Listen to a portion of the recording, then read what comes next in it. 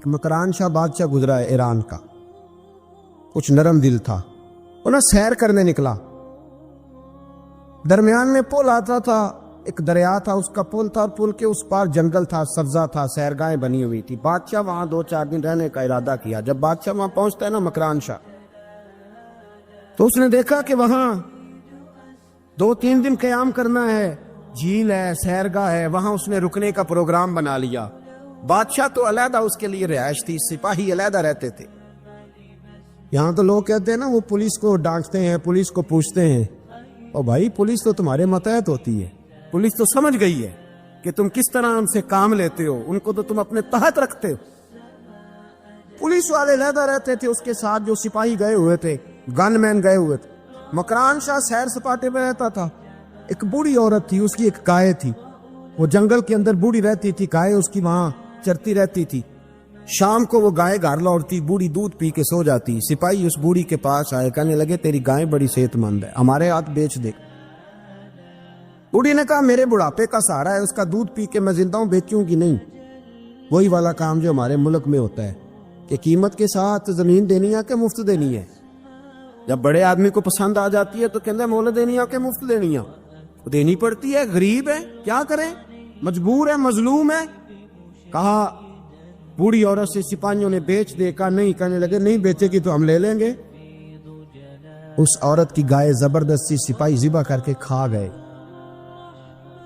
بوڑھی نے بادشاہ تک پہنچنا چاہا، لیکن اس کو پہنچنے نہ دیا گیا، منع کر دیا گیا، اس کی رسائی نہ ہو سکی، غریب عورت تھی۔ جس دن مکران شاہ واپس آ رہے تھے نا سیر کر کے، پل سے گزر رہے تھے، تو کسی نے بوڑھی سے کہا کہ بادشاہ گزرے گا۔ وہ چھپ کے پل پہ بیٹھ گئی، اور مکران شاہ جب پل سے گزرنے لگے تو بوڑھی آگے آئی اور اس کے گھوڑے کی لگام پکڑی۔ ایسا جملہ کہا کہ مکران شاہ چکرا کے زمین پہ گرا، اور بوڑھی کہنے لگی مکران شاہ تیرے سپاہی میری گائے ذبح کر کے کھا گئے ہیں، تو بتا اس کا حساب اس پل پہ کھڑے ہو کے دینا کہ پل صراط پہ دینا ہے؟ بتا یہاں کھڑے ہو کے دے گا کہ وہاں کھڑے ہو کے دے گا؟ بول، بتاؤ یہاں دینا ہے کہ وہاں دینا ہے؟ دینا تو پڑے گا، یہاں دو گے تو ہو سکتا ہے قیامت میں بچ جاؤ، اور اگر یہاں نہیں دو گے تو وہاں لٹکا دیے جاؤ گے، رسوا کیے جاؤ گے، پوچھا جائے گا۔ مکران شاہ چکرا کے گرا زمین پہ، اور گر کے کہنے لگا بی بی میں وہاں حساب نہیں دے سکتا، دو دینا یہی لے لے، جو لینا یہی لے لے، آ جاؤ آ جاؤ، وقت ہے، گنجائش ہے، مہلت کے دنوں میں توبہ کر لو، پلٹ آؤ، اللہ کے حضور حاضر ہو جاؤ۔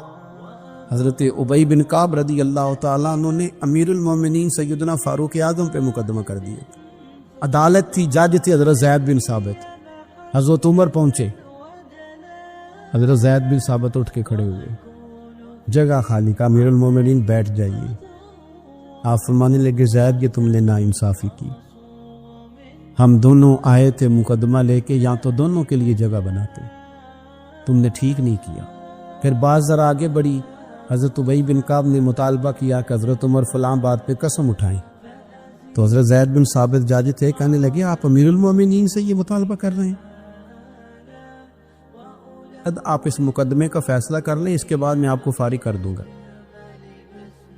آپ مجھے امیر المومنین کہہ رہے ہیں، اور امیر المومنین کہہ کے آپ یک طرفہ ہو رہے ہیں، اور جو آدمی انصاف لینے آپ کے دروازے پہ آیا ہوا ہے، اس ملک کا مسئلہ کیا ہے؟ اس ملک کا مسئلہ غریبی نہیں، میرے وطن کا مسئلہ یہ ہے کہ امیر غریب کے لیے قانون الگ الگ ہے۔ یہاں 11 سال 12 سال ایک شخص جیل میں رہ کے آتا ہے، لیکن بعد میں پتہ چلتا ہے وہ تو بے گناہ تھا، اس کے 11 سال کون واپس کرے گا؟ اس کے 20 سال زندگی کے جو سلاخوں کے پیچھے کٹ گئے کون واپس کرے گا؟ اور امیر آدمی وہ تو قبل از گرفتاری ضمانت کرا لیتا ہے، ان کے پاس تو بڑے بڑے ایشو ہیں، بڑے بڑے وکیل ہیں، بڑے بڑے ڈاکٹروں کی ان کے پاس رپورٹیں ہیں، وہ تو سارا کچھ کر سکتے ہیں، کوئی ہے ہی نہیں ان کو روکنے والا۔ میرے عزیزو آپ سمجھے میری بات کو۔ حضرت عمر فاروق فرمانے لگے یہ فیصلہ کر لیں، اس لیے کہ حضرت عمر اگر صرف اپنا سوچتے تو نظریہ نہیں بچتا تھا۔ جناب عمر رضی اللہ تعالیٰ عنہ نے نا صرف اپنا نہیں سوچا، انہوں نے کہا کہ سچ کو فروغ دیا جائے، ذات سے نکلا جائے۔ آپ فرمانے لگے تو نہ عمر کو کسی اونچی اڑان میں مبتلا نہ کر، عمر کو پتہ ہے عمر کیا ہے، اسے وہ دور یاد ہے جب وہ اونٹ چرایا کرتا، لہذا میرے لیے وہی فیصلہ کر جو فیصلہ کرنے کا طریقہ قرآن و سنت نے ہمیں عطا فرمایا ہے۔ آپ نکلیں ذرا ذات پات کے چنگل سے، یہ جو بت پال لیے نا، اقبال کہتے ہیں گرچہ بت ہے جماعت کی آستینوں میں، جماعتوں کے بت تو نہ بناؤ، تنظیموں کو بت تو نہ بناؤ، آپ برادری کو بت تو نہ بناؤ، آپ رنگ نسل کو بت تو نہ بناؤ، اگرچہ بت ہیں جماعت کی آستینوں میں، پر مجھے ہے حکم اعزاں لا الہ الا، یہ ٹوٹ جائیں گے لا الہ الا اللہ کی ضرب سے۔ وسیع الظرف، وسیع المزاج بنے، وسیع المشرب بنے۔ آپ کبھی بھی سوچوں کو اتنا محدود نہ کریں کہ آپ کسی ایک ابہام کا شکار ہو کے ہی ساری زندگی گزار دیں۔ کیا مسئلہ تھا عرب کے لوگوں کو؟ مسئلہ کیا تھا؟ صرف اتنا، ایک عجیب روایت ہمیں ملتی ہے سیرت کی کتابوں میں، میرے نبی پاک صلی اللہ تعالی علیہ وسلم نا رات کے وقت پہاڑ کی چوٹی پہ بیٹھ کے قرآن پاک کی تلاوت کرتے تھے۔ حضور نا رات کے وقت قرآن پاک کی تلاوت کر رہے تھے، نبی کریم تلاوت کر رہے تھے، اور جب یاسین والے نبی خود یاسین پڑھے، والضحیٰ والے محبوب جب خود والضحیٰ کی تلاوت کریں، مدثر والے محبوب جب خود مدثر پڑھے، تو انداز ہی نرالو۔ حضور قرآن پاک کی تلاوت کر رہے تھے تو اس تلاوت کی نا آواز گونجی، کہاں تک پہنچی؟ ابو جہل بھی کسی جھاڑی میں چھپ کے حضور کا قرآن سننے لگا، سریلی اتنی تھی، اس میں لطف ہی اتنا تھا۔ ابو سفیان بھی آ گئے، کسی جھاڑی میں چھپ کے قرآن سننے لگے۔ اخنس بن شریک بھی آ گیا، تھوڑا نہیں سنا، ساری رات ہی حضور کی تلاوت سنتے رہے، ساری رات تلاوت۔ پر کہاں چین لینے دے حضور کی میٹھی آواز، کہاں چین لینے دے حضور کی میٹھی آواز۔ تینوں پھر اٹھ گئے، کئی دن آتے رہے۔ ایک دن طے ہوا کہ آج کے بعد بالکل نہیں آنا، جو آئے گا سزا ملے گی، ہو گئی بات طے۔ اخنس بن شریک کہتے ہیں میں سویرے ابو جہل کے گھر گیا، میں نے کہا سن، ایک دن نہیں کئی راتیں تو نے بھی سنا میں نے بھی سنا، دل پہ ہاتھ رکھ کے بتا وہ جو پڑھتے ہیں وہ حق سچ ہے کہ نہیں، کری بات کا، سنا تو نے بھی سنا میں نے بھی، ساری رات سنا، بتا بات سچی ہے کہ نہیں؟ تو ابو جہل کہنے لگا ایک ایک حرف سچ ہے، ایک ایک بات سچی ہے، تو تو مانتا کیوں نہیں؟ پھر تو مانتا کیوں نہیں؟ تو جو ابو جہل نے جواب دیا، خدا را اس پہ غور کرنا، میری منت سمجھ کر اس بات پہ غور کرنا، او پھر تو مانتا کیوں نہیں؟ تو ابو جہل کہنے لگا ہمارے قبیلے کا اور بنو ہاشم کا، حضور سید عالم کے قبیلے کا شروع سے مقابلہ رہا ہے، انہوں نے اگر لوگوں کو کھانے کھلائے تو ہم نے بھی کھلائے، انہوں نے غریبوں کا بوجھ اٹھایا تو ہم نے بھی اٹھایا، انہوں نے اگر گھوڑا دوڑایا تو ہم نے بھی دوڑایا، پھر انہوں نے دعویٰ کر دیا کہ ہمارے اندر ایک نبی آ گیا ہے، اب ہم کیسے مان لیں اس قبیلے میں نبی آ گیا؟ پہلے کیا کہہ رہا ہے؟ بات بالکل حق ہے، اب کیا کہہ رہا ہے؟ اس کے کہنے کا مطلب یہ ہے کہ اگر میرے قبیلے میں نبی آتا تو میں مان جاتا۔ او خدا کے بندو، یہ برادری کا بت، قبیلے کو جو بت بنا لیا معاذ اللہ، وہ تعصب بن کے آل بن گیا، گروہ پرست ہو گئے۔ وہ کہنے لگا اس کا مطلب یہ تھا کہ میرے قبیلے میں ہوتے تو میں مان جاتا، قبیلہ دوسرا ہے۔ خدا را، ان بتوں کو توڑنے کی ضرورت ہے۔ کاش ابو جہل یہ سمجھتا کہ یہ تو رب کی تقسیم ہے نا، واللہ یختص برحمتہ من یشاء، وہ کہتا ہے میں جس کو چاہتا ہوں اپنے فضل سے اپنا خاص بنا لیا کرتا۔ لیکن یہ گروہی تعصبات، قرآن مجید آپ دیکھیں نا تو یہودیوں کے بارے میں اللہ فرماتے ہیں، کیونکہ تورات میں بھی حضور کی شانیں، زبور میں بھی حضور کی شانیں، انجیل میں بھی حضور کی شانیں، ہر جگہ اللہ نے اپنے حبیب کے تذکرے کیے۔ رب کریم فرماتا ہے محبوب یہ دو یہودی ہیں نا، یعرفونہ کما یعرفون ابناءہم، قرآن مجید کے الفاظ پہ غور کیجئے، کہا محبوب یہ آپ کو اس طرح جانتے ہیں، اس طرح پہچانتے ہیں جس طرح کوئی اپنے بیٹے کو پہچانتا ہے۔ جڑواں بچے ہوں نا، جڑواں شکلیں بھی ایک جیسی ہوں تو اور کوئی پہچانے نہ پہچانے، باپ اور ماں پہچانتے ہیں کہ یہ فلانا ہے، اور یہ ان کو پتہ چلتا ہے۔ کہا محبوب جس طرح یہ اپنے بچوں کو پہچانتے ہیں نا، اس طرح آپ کو جانتے ہیں۔ لیکن وہ کہتے پتہ کیا تھے؟ وہ کہتے تھے کہ ہم وہ والی وحی مانیں گے جو ہم پہ آئی ہے، جو بنی اسرائیل کے نبی آئے ان کو مانیں گے. یہ چونکہ حضرت اسماعیل علیہ السلام کی اولاد میں سے ہے رسول رحمت صلی اللہ علیہ وسلم، لہٰذا نہیں مانیں. وہ جو گروہی تعصب تھا نا، قبیلے کا تعصب گروہی، وہ لے ڈوبا. وہ تورات پڑھ کے بھی، انجیل پڑھ کے بھی، بلکہ وہ لوگوں کو کہا کرتے تھے رسول آنے والے ہیں، رسول آنے والے ہیں، رسول آنے والے ہیں. لیکن حضور آ گئے حضرت ابراہیم کی اولاد میں سے، حضرت اسماعیل کی اولاد میں سے. انہوں نے کہا جی وہ تو ہمارے قبیلے میں ہوتے تو ہم مانتے. میں نے بھی غور کرنا ہے، آپ نے بھی غور کرنا ہے. یہ سوچے تو یہودیوں کی ہے کہ فلانا میرے قبیلے سے ہو تو پھر مانتا ہوں، فلانا فلانی جگہ ہو تو. یہ تو سوچ ہماری نہیں. شیخ عبد القادر جیلانی رضی اللہ تعالیٰ عنہ ارشاد فرماتے ہیں کہ تو جہاں بھی ہو نا، اپنی سوچ کو عاجزی والی بنا. آپ فرماتے ہیں اگر تیری عمر زیادہ ہے اور تیرے سامنے ایک شخص کھڑا ہے جس کی عمر تھوڑی ہے، تو اپنے ذہن میں یہ بات بٹھا کہ اس کی عمر تھوڑی ہے تو غلطیاں بھی تو تھوڑی ہیں نا. اور اگر تیرے سامنے کوئی شخص کھڑا ہے، تیری عمر تھوڑی ہے، اس کی زیادہ ہے، تو پھر یہ ذہن بنا لے کہ اگر اس کی عمر زیادہ ہے تو اس کی نمازیں بھی تو زیادہ ہیں نا، تلاوتیں بھی تو زیادہ ہیں نا، خیرات بھی تو زیادہ ہے نا، عمر جو زیادہ ہے. اور اگر تو ان پڑھ ہے اور تیرے سامنے عالم کھڑا ہے تو اس ترتیب سے عاجزی پیدا کر لے کہ وہ چونکہ عالم ہے تو میں تو بہت سارے کام اپنی جہالت کی وجہ سے غلط کر لیتا ہوں، لیکن وہ عالم ہے تو اپنے علم کی بنیاد پر یقیناً وہ مجھ سے زیادہ خیر کٹھی کر رہا ہے. اور اگر تو عالم ہے اور تیرے سامنے جاہل کھڑا ہے تو پھر بھی تو اپنی طبیعت میں عاجزی لا، اور تو یہ ذہن بنا کہ وہ اگر کوئی غلطی کرے گا بھی تو اپنی جہالت کی وجہ سے کرے گا، تو مجھے تو پتہ ہے سارا. ایسا نہ ہو کہ میرا گناہ ڈبل لکھ دیا جائے.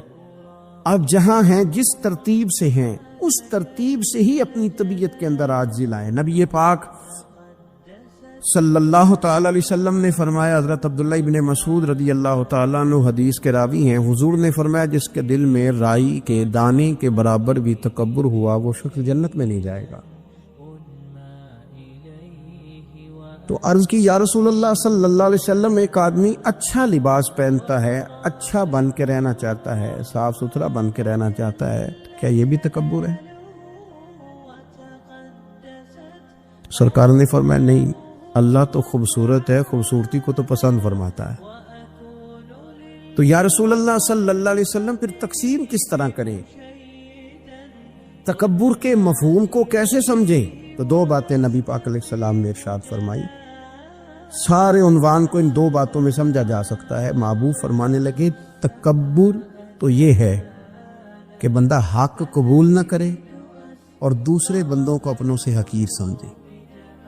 اگر تیرا کوئی بھی کمال قبول حق میں رکاوٹ بن گیا تب تو متکبر ہے، اور اگر کسی بھی مقام پر جا کر تو کسی کو حقیر سمجھنے لگ گیا پھر تو متکبر ہے.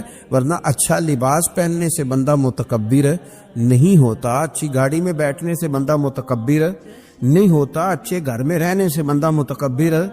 بلکہ حضرت باجید بستامی رحمۃ اللہ علیہ تو یہاں تک فرماتے ہیں کہ میں نے بہت بڑے بڑے مکانوں میں درویش بستے دیکھے اور میں نے بڑے بڑے جبوں کے اندر تکبر کو ملاحظہ کیا، غرور دیکھا میں نے وہاں. عزیز دوستو، اپنے ذہنی سطح اس طرح کی بنائی جائے کہ مزاجوں میں ٹھہراؤ رہے، طبیعتوں میں. ہمیں نا دو تین چیزیں بڑا پریشان کرتی ہیں. بعض لوگ ایسے ہیں جو کسی بڑی برادری میں جس کو وہ بڑا سمجھتے ہیں، باقی تو اللہ کو پتہ ہے نا بڑا کون ہے.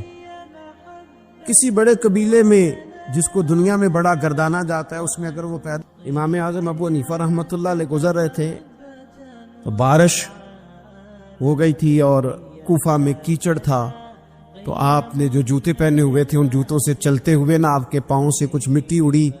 تو سامنے ایک یہودی تھا، اب اس زمانے میں دیواریں کچی ہوتی تھی، اس کے دیوار پر جا کے وہ مٹی جو تھی وہ لگ گئی. اب امام صاحب بڑے پریشان ہوئے کہ میں نے اس کی دیوار کو آلودہ کر دیا. یہاں تو لوگ اپنی اینٹیں رکھتے رکھتے کئیوں کی دیواریں توڑ ہی دیتے ہیں، اور پھر وہ اس پر ماننے کو بھی تیار نہیں ہوتے، تسلیم کرنے کو بھی تیار نہیں ہوتے.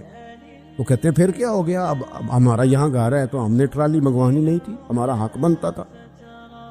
امام صاحب کے پیروں سے ذرا کیچڑ اڑا یہودی کی دیوار پہ لگا، اس کی کچی دیوار تھی. امام صاحب پریشان ہو گئے، سوچنے لگے کہ اگر میں دیوار سے یہ کیچڑ اتارتا نہیں تو یہ بھی زیادتی ہے، میں نے اس کی دیوار کو گدلا کر دیا، اور اگر میں اتارتا ہوں تو کچھ مٹی اس کی دیوار کی بھی اتر جائے گی، کچی دیوار ہے، یہ بھی زیادتی ہے.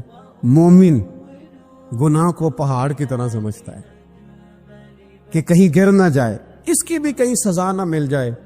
امام صاحب نے اس کے دروازے پہ دستک دی، وہ باہر آیا تو اتفاق سے وہ آپ کا مقروض بھی تھا، اس نے پیسے دینے تھے. باہر نکلتے ہی کہنے لگا اوہ آپ تو قرض لینے آ گئے، میرے پاس تو ابھی گنجائش نہیں ادا کرنے کی. تو امام صاحب کہنے لگے تو قرض چھوڑ، وہ میں نے معاف کیا، میرے سے ایک غلطی ہو گئی ہے. میں آ رہا تھا، لکڑی کے جوتے اس زمانے میں کھڑاؤں لوگوں نے پہنے ہوتے تھے، کہا وہ میرے پیروں سے ذرا کیچڑ اڑا ہے، تیری دیوار پہ لگ گیا ہے. اب میں بڑی دیر سے کھڑا سوچ رہا ہوں کہ اگر میں تیری دیوار صاف نہ کروں تو میں نے یہ میلی کر دی، گدلی کر دی، یہ بھی بات درست نہیں ہے، زیادتی. اور اگر میں اسے صاف کرتا ہوں کچی دیوار سے کچھ مٹی اتر جائے گی تو یہ بھی زیادتی ہے. اب تو بتا میں کیا کروں. تو بے موسمہ پھل تھا نا یہ، تو بے موسمہ پھل دیکھ کے بندہ حیران ہو جاتا ہے. جو باتیں روٹین میں نہ ہو رہی ہوں وہ ذرا انوکھی لگتی ہے، بندہ حیران ہو گیا. غور سے امام صاحب کا چہرہ دیکھنے لگا، غور سے چہرہ دیکھنے لگا. ابھی تھوڑی دیر سوچنے کے بعد کہنے لگا حضور پہلے میں نے دین اسلام کے بارے میں پڑھا اور سنا تھا، آج میں نے دین دیکھا ہے. پہلے میں نے سنا تھا کہ دین اسلام اس طرح کا ہے، آج میں نے دین. ہم نہ پوری دنیا کے کافروں کو دین سنانا چاہتے ہیں، دکھانا نہیں چاہتے. ہم نیک نظر آنا چاہتے ہیں، نیک بننا نہیں چاہتے. ہم نیک نظر آنا چاہتے. نتیجہ کیا نکلتا ہے کہ کچھ عرصے کے بعد پتہ چل جاتا ہے بندہ کس لیول کا نیک ہے، کیا معیار ہے اس کی نیکیوں کا. کہنے لگا حضور پہلے میں نے دین سنا تھا، آج دیکھا ہے. آپ وہ مٹی کی دیوار پر جو کیچڑ لگ گیا ہے، دیوار کو بعد میں صاف کیجئے گا، پہلے کلمہ پڑھائیں تاکہ میرے اندر کا کفر صاف ہو جائے، مجھے مسلمان کر دے. جب بندہ بہت زیادہ غافل ہو جاتا ہے پھر اعلانیہ گناہ کرنے لگتا ہے. ایک گناہ پھر اس کا اظہار گناہ. ایک بندہ حدیث پاک میں آتا ہے، ایک بندہ رات کو کوئی غلطی کرتا ہے، اللہ تعالیٰ اس پہ پردہ ڈال دیتا ہے، لیکن وہ سویرے خود لوگوں کو بتاتا پھرتا ہے میں نے یہ کیا، میں نے یہ کیا. جب آپ اظہار گناہ کرتے ہیں نا تو سامنے والا بھی دلیر ہوتا ہے، کہتا ہے اس نے کیا میں کر لوں گا تو پھر کیا ہوا. ہمارے علماء نے لکھا ہے کسی کی نماز قضا ہو جائے تو کسی کو بتائے نہ، قضا پڑھ ڈالے، اس کا جگہ جگہ ذکر نہ کرے. جب آپ کہیں گے نا میری قضا ہو گئی تو آپ کے ساتھ رہنے والا بچہ دوست سمجھے گا یار اس کی قضا ہو گئی ہے تو میری بھی ہو جائے گی تو کیا ہو. گناہ کرنا بھی گناہ ہے اور گناہ کا اظہار بھی گناہ ہے. نبی اکرم صلی اللہ تعالی علیہ وآلہ وسلم نے ارشاد فرمایا میری ساری امت کو معافی مل جائے گی سوائے ان لوگوں کے جو اعلانیہ گناہ کرتے ہیں. یہ بخاری مسلم دونوں میں حدیث موجود ہے. جو اعلانیہ گناہ، جنہوں نے خود ساری دنیا کو گواہ بنا لیا میں نے یہ بھی جرم کیا، یہ بھی کیا، یہ بھی کیا، یہ بھی کیا، خود انہوں نے لوگوں کے. بہت بڑے غافل آدمی کی علامت ہے کہ گناہ کرے اور پھر اوپر سے اعلانیہ گناہ کرے، اتنا بڑا جرم کرے. پھر اگر ہم دیکھنا چاہیں کہ ہم غافل تو نہیں، تو غافل بندے کی چوتھی علامت یہ ہوتی ہے کہ وہ فضول کاموں میں وقت بڑا ضائع کرتا ہے. فضولیات میں ادھر بیٹھے ہیں ادھر بیٹھے ہیں، یہاں گپ شپ ہو رہی ہے، وہاں موبائل دیکھا جا رہا ہے، پھر کچھ ٹائم ملا ہے تو پھر کہیں دور دراز کسی ہوٹل پہ کھانا کھانے چلے گئے، پھر کچھ ٹائم ملا تو چلو نکلتے ہیں ذرا کوئی ہفتہ سیر کر آتے، یہاں گپ شپ ہے، فلاں کو ڈسکس کر لیتے ہیں، فلاں کے بارے میں بات کر لیتے ہیں، سیاسی تبصرے کر لیتے ہیں، یہ تھوڑی گفتگو ہو جاتی، چلے محلے داروں پہ تبصرہ شروع کرتے ہیں، کون روٹی زیادہ کھا رہا ہے اور کس کے پاس پیسے زیادہ آ گئے، چلو جا کے پتہ کرتے ہیں. حالانکہ یہ پتہ نہیں کرنا چاہیے تھا، پتہ تو اس کا کرنا چاہیے تھا جو بیچارہ کل سے بھوکا ہے. خبر تو اس کی رکھنی چاہیے تھی جس بیچارے کے گھر میں بچوں کے لیے پہننے کو کپڑے موجود نہیں ہیں. اس پر تبصرہ یہ کرتے ہیں کہ یہ محنت کیوں نہیں کرتے. اور اگر کسی پر اللہ عطا کر دے پھر حساب ضرور لگاتے ہیں کہ ذرا معلومات کرو یہ اتنی جلدی آگے کیسے نکل گئی. غافل بندے کی علامت ہے وقت کا ضائع کرنا اور فضول کاموں میں ضائع کرنا اور بلا وجہ ضائع. اور ایسے سوالات کرنا جن کی ضرورت ہی کوئی نہیں، بالکل ضرورت ہی نہیں، کوئی مطلب ہی نہیں، لیکن ہم لوگ وقت ضائع، یہ غفلت کی علامت، غفلت۔ اللہ والوں کی علامت کیا تھی؟ ایک بات انہوں نے زندگی میں لے لی، سیکھ لی، پھر ساری زندگی اسی پہ گزار دی۔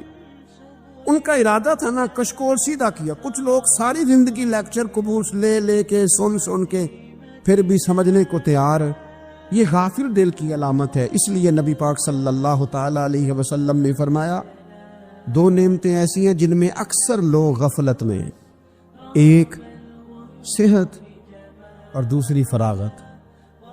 لوگ بلا وجہ وقت ضائع کرتے ہیں۔ اللہ نے صحت دی ہے، کسی خیر کے کام میں لگائیں۔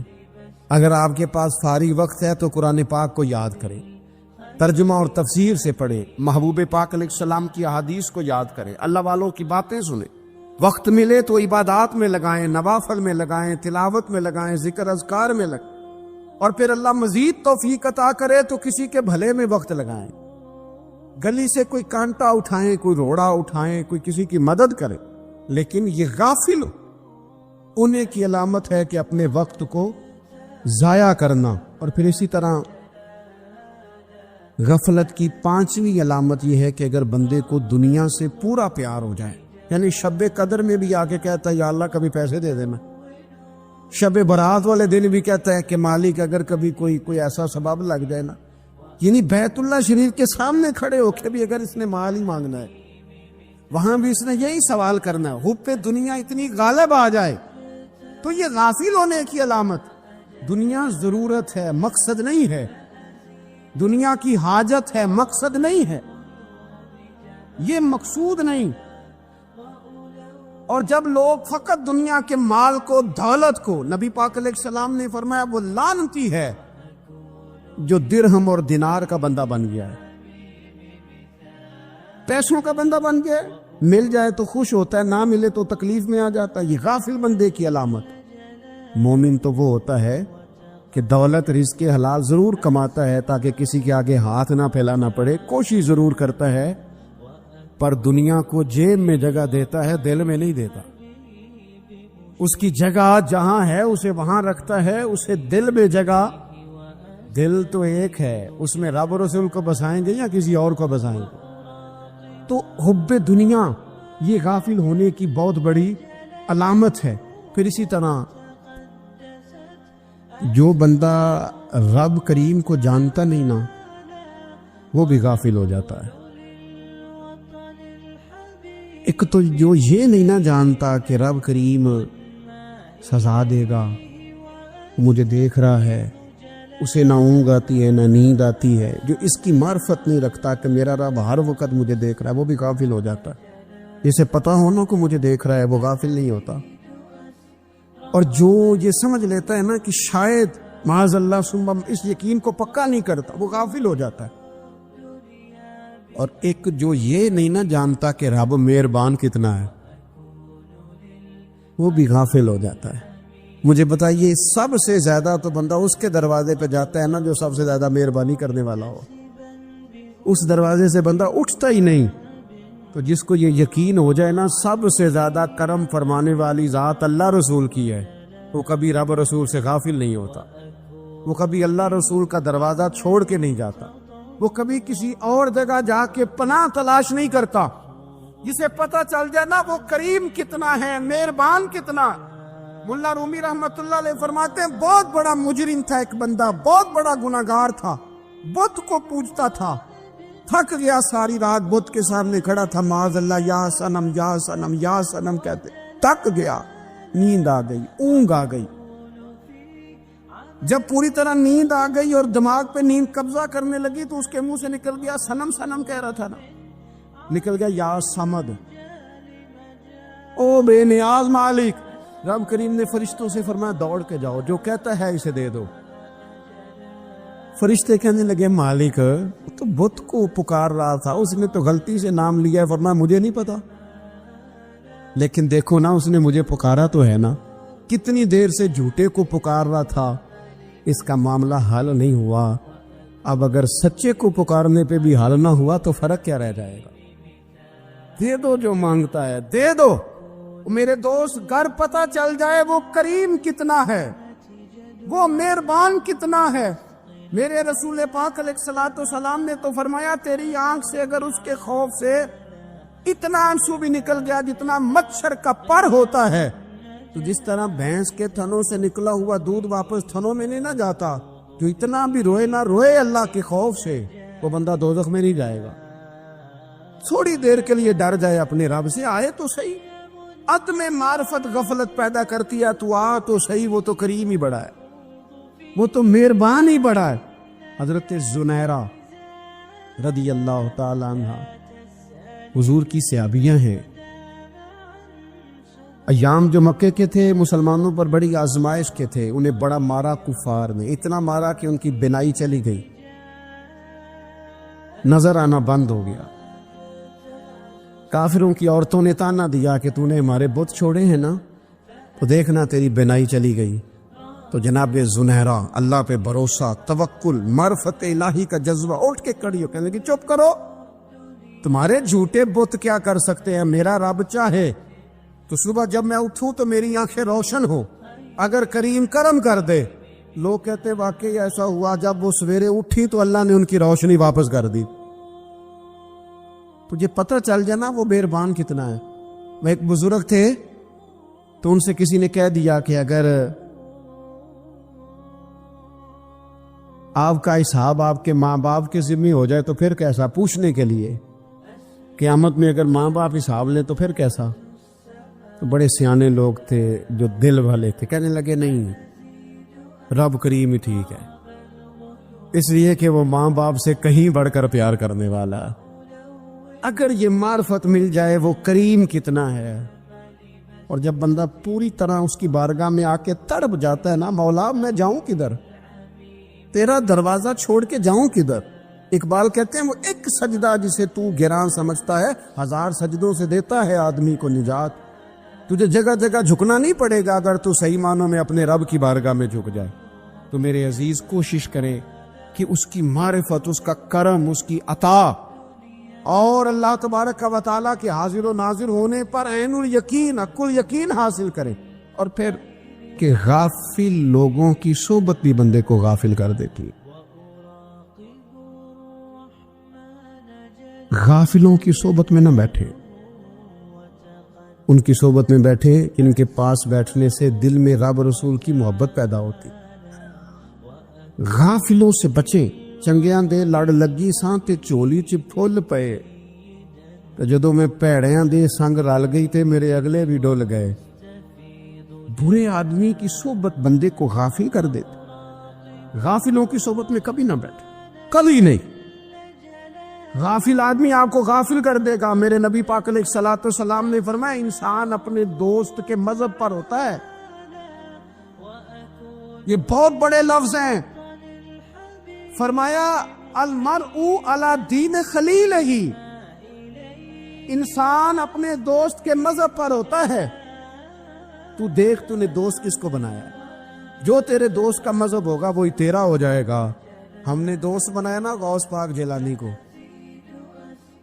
ہم نے یاری لگائی ہے نا داتا علی اجمیری سے، ہماری نسبت ہے نا معین الدین اجمیری سے، ہمارا تعلق ہے نا بہاؤالدین زکریا ملتانی سے، ہمارا رشتہ ہے نا حضرت مجدد الفسانی سے، ہم ماننے والے ہیں نا اعلیٰ حضرت بریلوی کے، ہمارا تعلق ہے کبھی جماعت علی سے کبھی مہر علی سے، ہمارا ان سے تعلق ہے تو صبح شام ہماری زبان پہ رہتا ہے بالغ العلا بکمالہ کشفت دجا بجمالہ حسنت جمیع خصالہ صلو علیہ وآلہ. ان سے تعلق جڑا ہے نا تو کئی دفعہ تنہائیاں تڑپا دیتی ہیں اور تڑپ کے کہتے اج سکھ متران دی ودیری ہے، اج سکھ متران دی. سکھ کہتے ہیں اڈیق کو، متر کہتے ہیں محبوب کو. اج سکھ متران دی ودھیڑی ہے، کیوں دلڑی اداس گھنیری ہے، لو لو وچ شوق چنگیری ہے، اج نینا لائیاں کیوں جھڑیاں. سبحان اللہ سبحان اللہ سبحان اللہ. پہلے کہتے ہیں سکھ متران دی ودھیری ہے یعنی اداس ہو، پھر حضور کے جلووں پہ نظر کرتے ہیں، کہتے ہیں سبحان اللہ سبحان اللہ، ما اجملک، ما احسنک، ما اکملک، اور پھر فوراً کہنے لگے او کتھے میرے علی، او کتھے میرے علی، کتھے تیری ثنا۔ اب ویکھو مشتاق اکھیں کتھے جاڑیاں